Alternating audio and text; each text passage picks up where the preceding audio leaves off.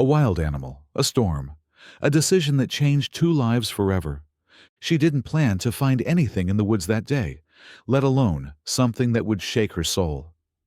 But when Claire Alden stumbled across the tiny, frozen body in the snow, her instincts screamed louder than the wind.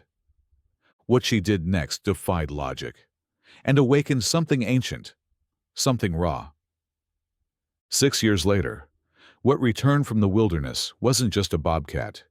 It was a ghost from her heart.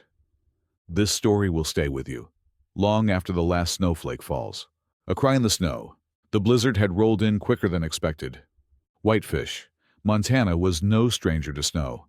But that January morning brought a storm so sharp it erased the outlines of trees and swallowed sound in a hush of white. Claire Alden pulled her parka tighter as she hiked the familiar trail behind her cabin, snow crunching under her boots, breath curling in silver clouds. She wasn't looking for anything, just clearing her mind. The woods were her church, and winter was its most sacred season. Then she heard it. A sound so faint she almost missed it. A whimper, raspy, desperate. She froze, turned her head. There it was again, coming from beneath a tangle of brush near the frozen creek. Carefully, Claire knelt, her gloved hands brushing back brittle branches. And there, half buried in the snow, was a bundle of matted fur. Small, reddish-brown, ears flattened, tail barely visible, just a short, black-tipped bob. It was a bobcat kitten, no more than 4 months old, thin, ribs like twigs under skin, one hind leg bent at an unnatural angle. For a long moment, Claire just stared. A voice inside her said, "Leave it. It's wild. Nature will take care of it." But another voice, stronger, older, rose from deep in her chest. Not this one. She slid off her scarf, wrapped the kitten gently, and pressed it close to her chest. It didn't resist, didn't hiss or claw. It just let out a tiny guttural sound, a sound that made Claire's heart twist in a way she hadn't felt since her husband passed 3 winters ago. Back at the cabin, she cranked the fireplace, laid out towels, and began the slow process of warming the kitten's icy limbs. She didn't know if it would survive the night, but she did know something else. She was no longer alone, and neither was the bobcat. As the snowstorm raged outside, 2 creatures, one human, one wild, found quiet in each other's presence. And in the silence between breaths, a connection began to grow. A connection that would span 6 winters and end in the most unexpected way. The storm lasted through the night, blanketing Whitefish in nearly 2 feet of powder. Inside the cabin, the fire cast slow-moving shadows across the log walls, and the air smelled of pine, melted snow, and something new, hope. Claire hardly slept. She sat beside the small form wrapped in towels near the hearth, checking for breaths, watching for movement. Every shallow inhale the bobcat took felt like a small victory. Around 3 a.m., it shifted, letting out a faint mewl, eyes fluttering open for the first time. Golden eyes, wild, unsure but not hostile. Claire placed a bowl of diluted goat's milk near its nose. The kitten sniffed, then weakly lapped at it.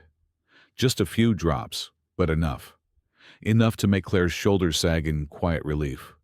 She whispered softly, "You want to live, huh?" The bobcat blinked slowly, then tucked its nose back under the towel. That was the moment she knew. This wasn't just a rescue. It was a commitment. The next morning, Claire called the local wildlife agency. They recognized her number immediately. She'd volunteered over the years as a painter who sometimes helped with animal releases, never as a rehabber. She described the bobcat's injuries: frostbite on the ears, bruised ribs, a fractured leg, likely from falling or being struck. They told her what she already knew. The shelters were full. No space. No foster options in the area. If the kitten couldn't be treated quickly, it wouldn't make it. "Best we can do," the officer said, "is euthanize to end suffering if needed." Claire hung up, her stomach twisting. She looked back at the bundle by the fire. The kitten's breath was steadier now, as if it, too, had heard that call. She made her decision before she even stood up.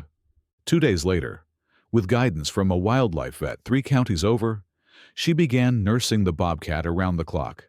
Bottles every 4 hours. Gentle exercises for the healing leg. She learned to read its moods, the twitch of an ear, the position of its tail. It hissed once when she applied salve to its paw, but never tried to bite.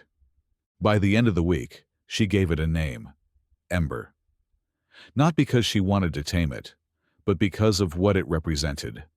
A living spark, rescued from the snow, burning quietly in her home and her heart. She reminded herself constantly, this was temporary. A few months, maybe less, until Ember was strong enough to return to the wild. But as the days passed, and the snow outside deepened, Claire felt something else settling in. A quiet bond was forming, not built on ownership or control, but on trust. And in that silent space between two beings, something extraordinary began to grow. But the wild never stays silent for long. And even as Claire nurtured Ember through winter's grasp, signs of a greater challenge began to flicker just beyond the tree line. Life in the cabin. Winter in Whitefish. Montana was long and deep, the kind that could grind down even the hardiest soul. But for the first time in years, Claire Alden didn't dread the isolation. She had Ember. The bobcat had gone from a frail, trembling kitten to a confident adolescent in just a few months. Still limping slightly on her back leg, but her appetite was strong, her eyes sharp, and her curiosity endless.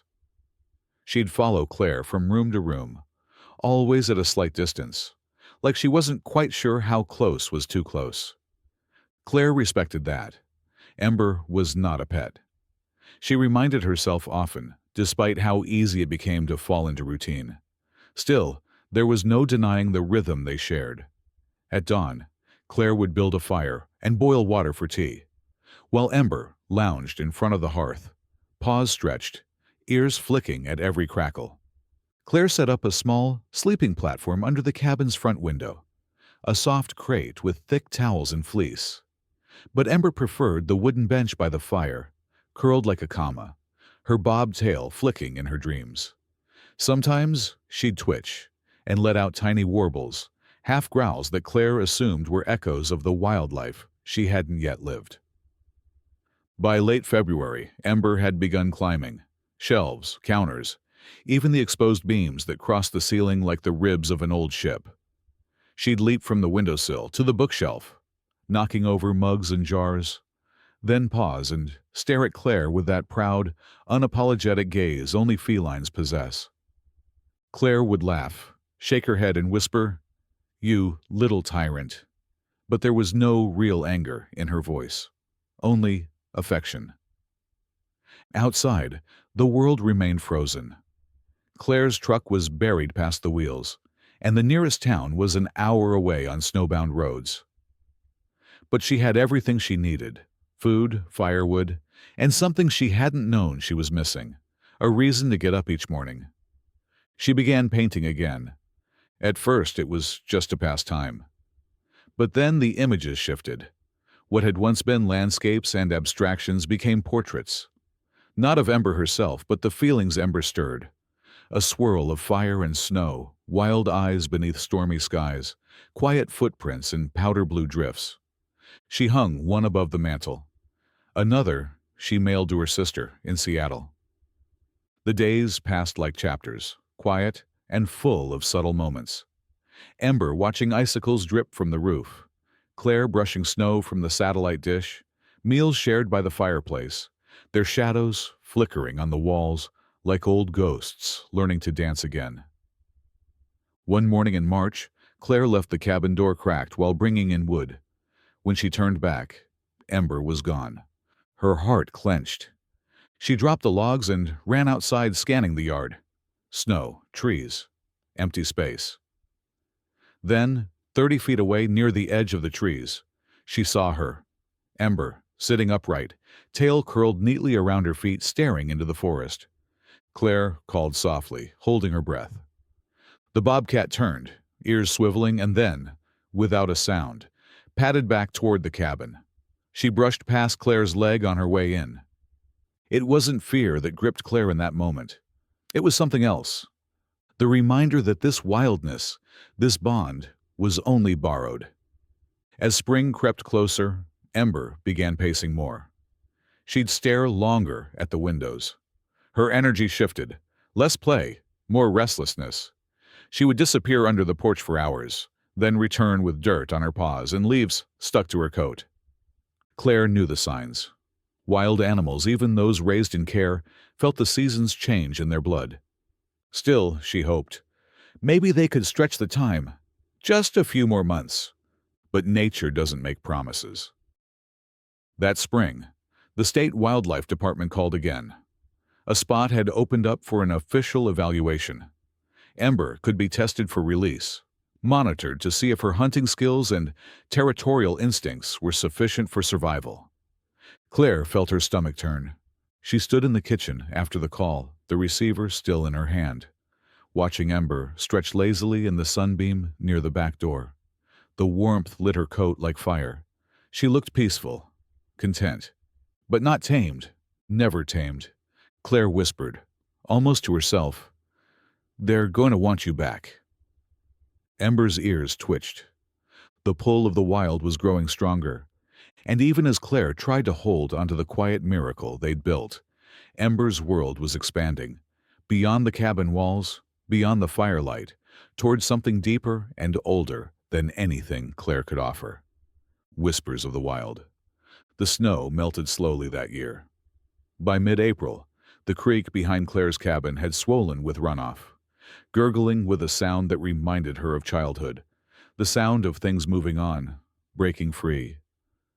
Ember had grown leaner, stronger.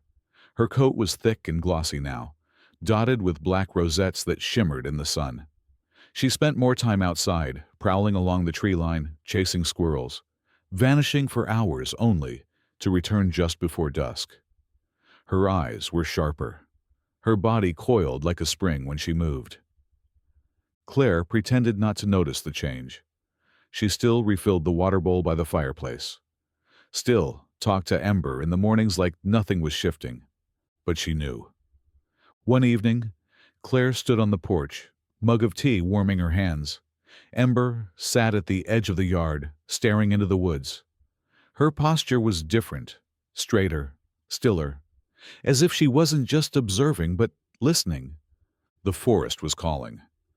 That week, the wildlife officers arrived. 2 men in state-issued jackets, boots crunching on the gravel driveway. They were kind, professional, but their presence filled the cabin with finality. They set up motion cameras, reviewed Ember's medical records, observed her from a distance. "She's strong," one of them noted, jotting down observations. "Instincts are intact. The way she scans her perimeter, how she stalks, she's ready." Claire nodded, but her heart said no. Ember didn't growl or run from the officers. She simply watched them with calm disinterest, her tail flicking once, twice, like punctuation. The plan was simple.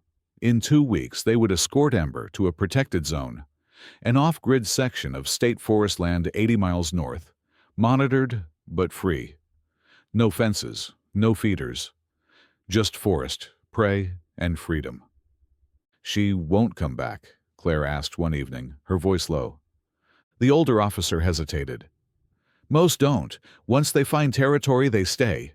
She may roam near towns if she gets hungry, but this one, she's meant for the deep woods." That night, Claire sat by the fire, long after the flames died. Ember lay nearby, head resting on her crossed paws.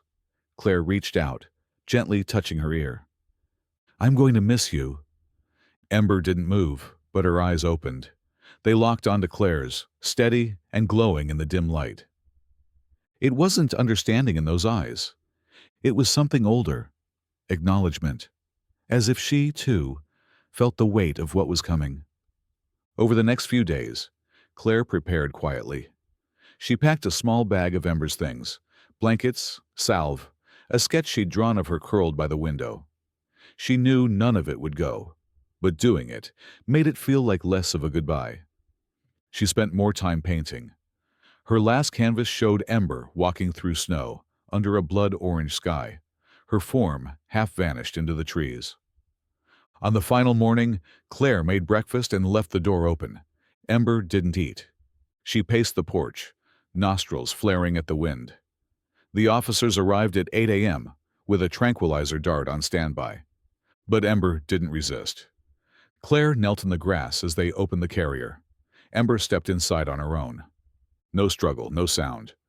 Just one long look, those golden eyes meeting Claire's, calm and unreadable.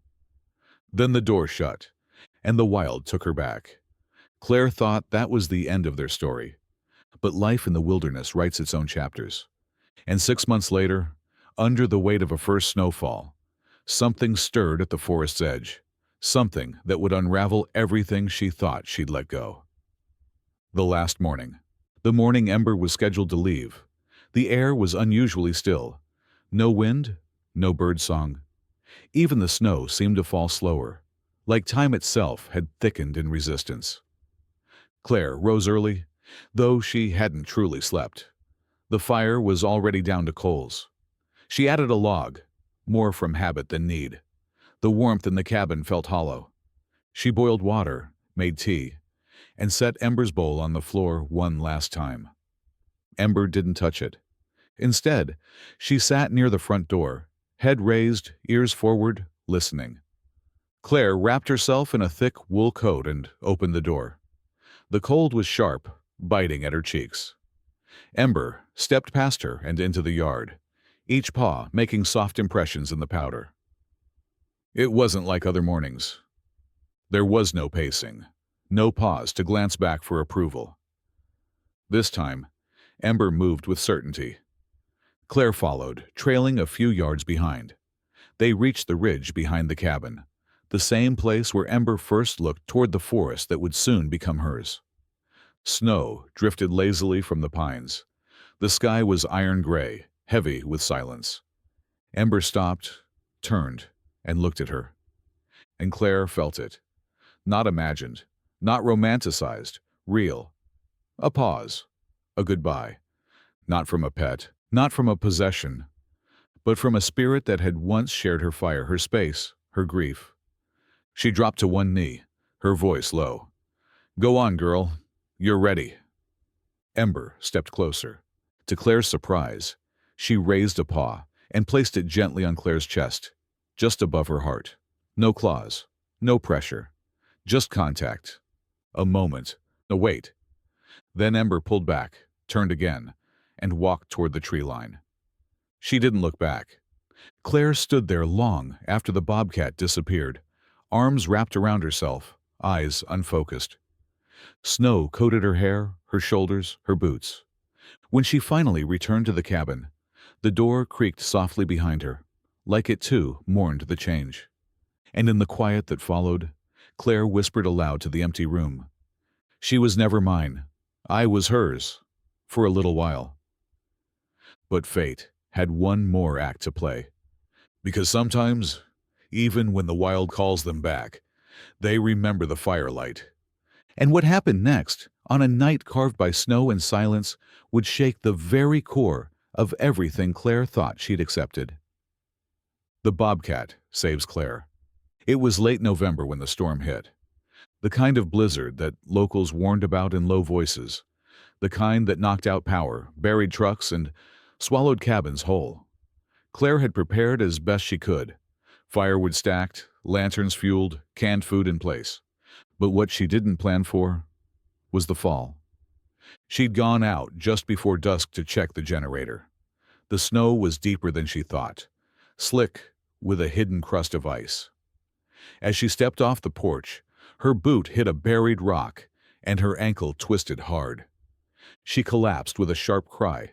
Pain shot up her leg like fire, and when she tried to stand, her vision blurred. Broken. She was sure of it. The wind howled like a living thing, biting through her coat. Snow drifted across her legs, slow but relentless. Her hands trembled as she reached for her phone. Dead.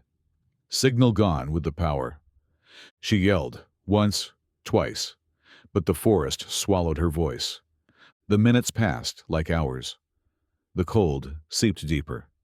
Claire felt it, the edges of panic slipping in, the numbness crawling up from her feet. And then she heard it.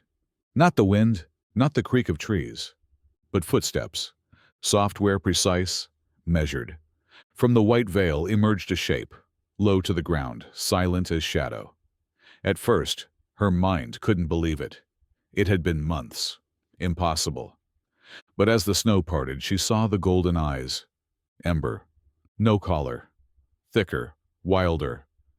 Her coat streaked with frost and leaves. But it was her. Claire's breath hitched. Ember! The bobcat didn't make a sound. She stepped close, nose twitching, ears pivoting as if assessing the situation. Then, without hesitation, she pressed her body against Claire's side, curling to block the wind. Warmth. Real, anchoring warmth. Claire sobbed, not from pain, but from something deeper. Something that felt like being seen, like being found. Ember stayed with her as night fell. When Claire faded in and out, the bobcat would nudge her gently, pressing her face to Claire's cheek, keeping her tethered to the moment. When morning came, and a snowplow finally cleared the back road, emergency responders found Claire half buried in white, alive, clinging to consciousness. Next to her, half hidden under the folds of her coat, were paw prints. Feline, solitary. Leading back into the woods, she never saw Ember again. But every winter, when the first snow falls and the fire crackles to life, Claire sets an extra bowl near the hearth, just in case. The bobcat had returned once, not out of need but out of instinct, out of something more than survival. And what Claire realized afterward, in the quiet that followed, was that their story had never really ended. Only changed shape. Silence and memory. The rescue left Claire with a cast, crutches, and weeks of immobility. But that wasn't the part that lingered. It was the silence. Not the kind that weighed with loneliness, but the kind that echoed with presence. The kind that hummed through the trees when the wind paused. The kind she felt every time she looked toward the ridge behind the cabin. After Ember vanished back into the forest, Claire tried to return to routine. Tea at dawn, wood for the fire, brushstrokes on canvas. But nothing was quite the same. The house no longer felt empty, but it didn't feel full either. More like watched over. She found herself pausing mid-task, eyes flicking to the window, half expecting to see those golden eyes peering in from the edge of the tree line. There was never anything there. But every morning, fresh paw prints would appear near the porch. Just one set, leading in and then out again. Claire never spoke about Ember's return, not in full. She told the local ranger that she had fallen, that a wild animal had helped her. He laughed and called her lucky. She nodded, letting him believe it was exaggeration, maybe a hallucination from pain. But Claire knew the truth. There are animals that fear humans, and those that tolerate them. Then there are the rare few that choose them. Ember had chosen once. And in her wild, wordless way, she'd chosen again. One evening, months later, Claire stood by the fire, staring at the sketch she had drawn of Ember the week before she left.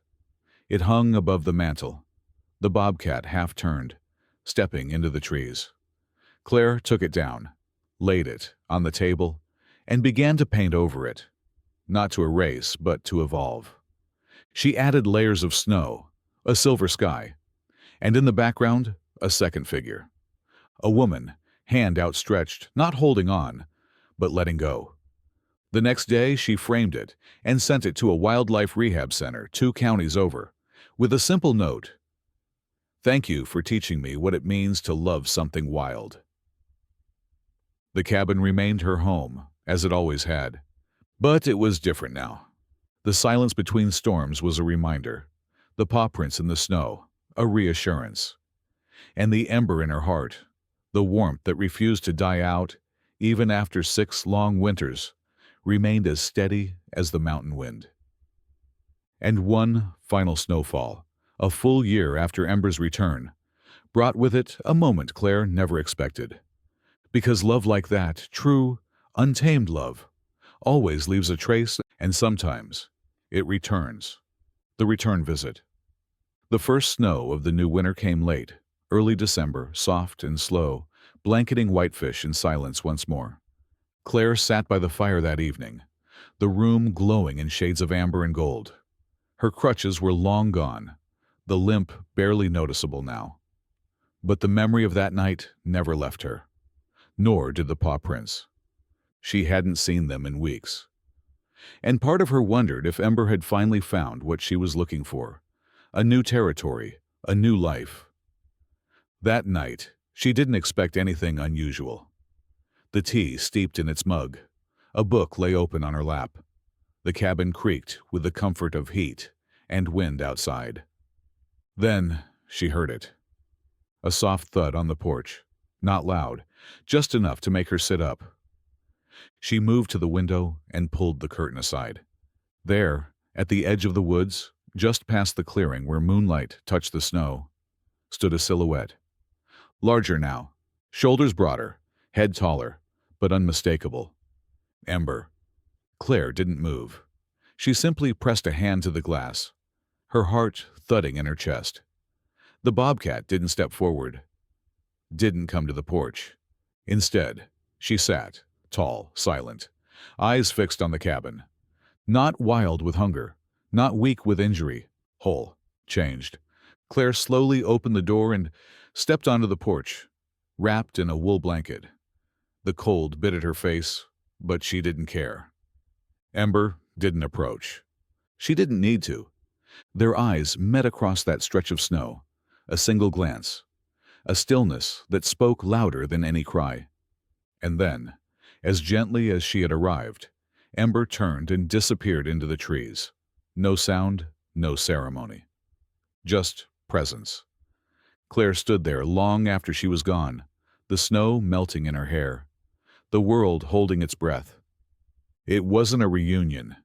It was a thank you. The next morning, Claire walked to the edge of the yard. There, in the light crust of new snow, was a trail, perfect, clear paw prints, circling the cabin once, and heading back into the wild. Claire smiled, not with sadness, but peace. She didn't need to see Ember again, because some bonds don't require touch or words or even time. They just are, burning steady long after the fire dies. And in the heart of the Montana woods, under a sky of endless snow, a woman and a wild creature once found each other, not to hold on, but to remember. Forever. Sometimes the greatest kind of love is the one that lets go. Claire's story with Ember reminds us that the bond between humans and animals isn't built on ownership, but on trust, presence, and the silent understanding that love doesn't always mean staying close. It means showing up when it matters most. In life, we often hold tightly to moments, people, or even memories, afraid that letting go will mean forgetting. But what if, like Ember, they return not out of obligation, but because the bond was real, and it mattered? At Paw Prints and Stories, we believe that every paw print, whether it walks beside us or disappears into the snow, leaves a mark on our lives. And some connections, no matter how wild or fleeting, change us forever. If this story touched your heart, consider joining our community.